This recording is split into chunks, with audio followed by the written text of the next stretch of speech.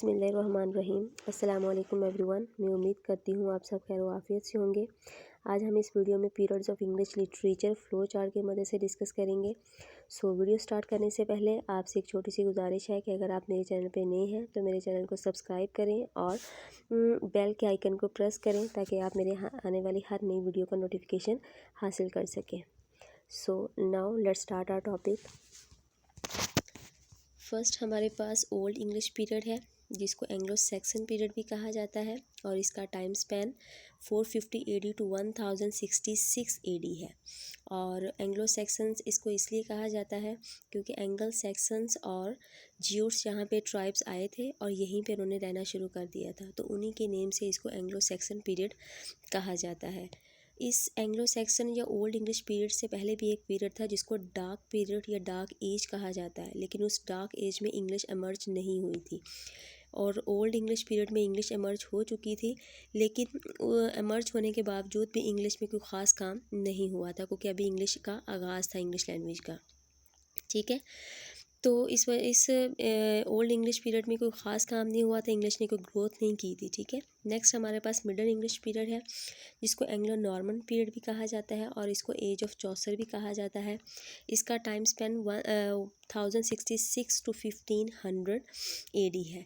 ठीक है, और इसको एज ऑफ चौसर इसलिए कहा जाता है क्योंकि चौसर इस एज का मोस्ट इम्पॉर्टेंट राइटर था। ठीक है, और इसने इंग्लिश लैंग्वेज को बहुत ज़्यादा इम्प्रूव भी किया था, बहुत ज़्यादा रिफॉर्म्ड किया था इंग्लिश लैंग्वेज को। ठीक है, और एंग्लो नॉर्मन भी इस पीरियड को कहा जाता है। नेक्स्ट हमारे पास रेनेसांस पीरियड है जिसका टाइम ड्यूरेशन 1500 टू 1600 है और रेनेसांस पीरियड के 4 सब पीरियड्स हैं। ठीक है, सबसे पहले हमारे पास एलिज़ाबेथन एज है जिसका टाइम स्पेन 1558 टू 1603 है। ठीक है, सेकंड हमारे पास जैकबन एज है जिसका टाइम स्पेन 1603 टू 1625 है।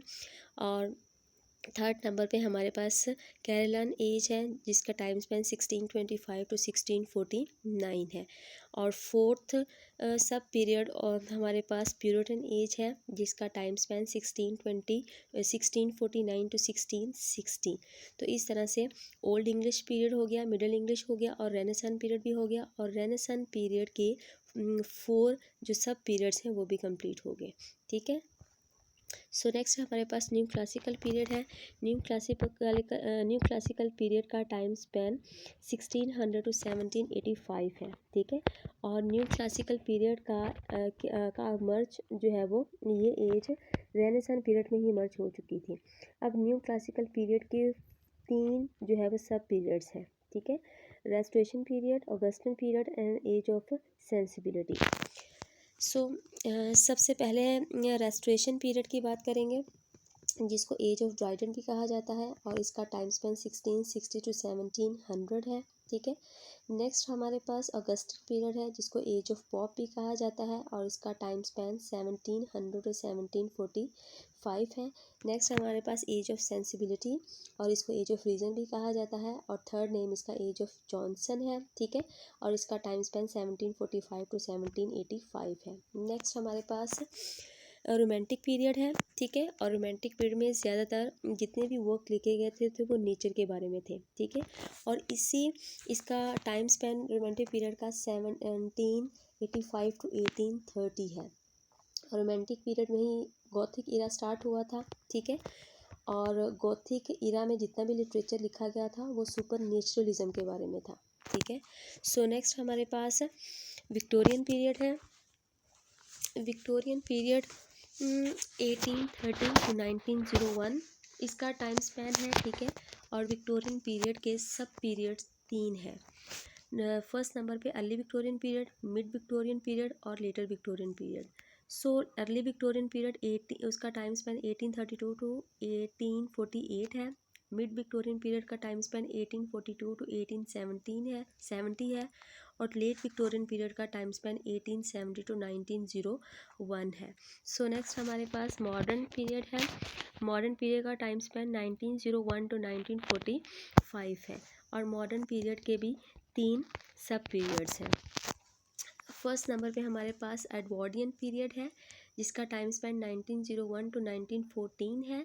सेकंड पे हमारे पास जॉर्जियन पीरियड है, जिसका टाइम स्पेन 1910 टू 1936 है। और थर्ड नंबर पे हमारे पास इंटर वॉर पीरियड है, जिसका टाइम स्पेन 1918 टू 1939 है। और इसको इंटर वॉर पीरियड इसलिए कहा जाता है क्योंकि इस पीरियड में वॉर्स हुई थी, फर्स्ट वर्ल्ड वॉर और सेकेंड वर्ल्ड वॉर। ठीक है। सो नेक्स्ट हमारे पास लास्ट जो पीरियड है वो पोस्ट मॉडर्न पीरियड है, और इसका टाइम स्पेन 1945 टू ऑनवर्ड है। ठीक है, मतलब कि 1945 से अब तक जितना भी पीरियड है वो पोस्ट मॉडर्न पीरियड कहलाता है, और इस एज में जितना लिटरेचर लिखा जाता है उसको पोस्ट मॉडर्न लिटरेचर कहा जाता है। इस तरह से आज का हमारा टॉपिक कंप्लीट हुआ। इन एजेस के बारे में इनको एक बार थोड़ा फिर रिपीट कर लेते हैं। Old English period, Anglo Saxon period भी इसको कहा जाता है। ठीक है। सेकंड मिडिल इंग्लिश पीरियड हमारे पास है, और जिसको एंग्लो नॉर्मन पीरियड भी कहा जाता है। देन हमारे पास रेनेसां पीरियड है। रेनेसां पीरियड के 4 सब पीरियड्स हमारे पास हैं। ठीक है। Elizabethan, Jacobean, Caroline and Puritan as.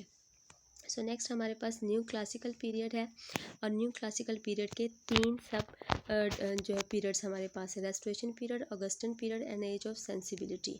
ठीक है। सो नेक्स्ट हमारे पास रोमांटिक पीरियड है, जिसको गॉथिक एरा भी कहा जाता है। ठीक है। और रोमांटिक के बाद हमारे पास विक्टोरियन पीरियड है, और विक्टोरियन पीरियड के भी 3 सब पीरियड्स हैं। Early Victorian period, mid Victorian period और लेट विक्टोरियन पीरियड। ठीक है।